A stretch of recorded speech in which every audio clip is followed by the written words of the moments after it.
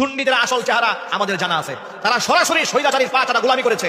তাদের কাছ থেকে নমিনেশন নিয়ে তারা এমপি হয়েছে। সাইদি সাহেবের বিরুদ্ধে তথাকথিত মাইজভান্ডারি ভণ্ডটি মামলা করেছিল। অন্তর্বর্তীকালীন সরকারকে বলছি এই ভণ্ডকে চিহ্নিত করে দ্রুত আইনের আওতায় নিয়ে আসুন।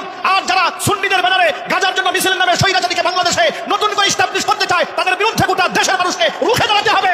Wake up to reality. মানুষের জননী প্রধানমন্ত্রী শেখ হাসিনা যে স্বপ্ন দেখেছে এটা বাস্তবায়নের জন্য যে কাজ করবে না, সে যে দলের লোক হয় হোক ও জানে না।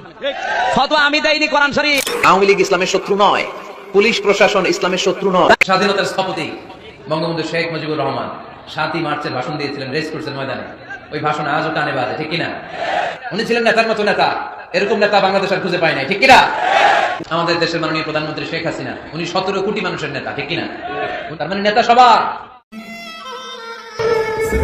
দোয়া খেয়ে গেলাম নাকি?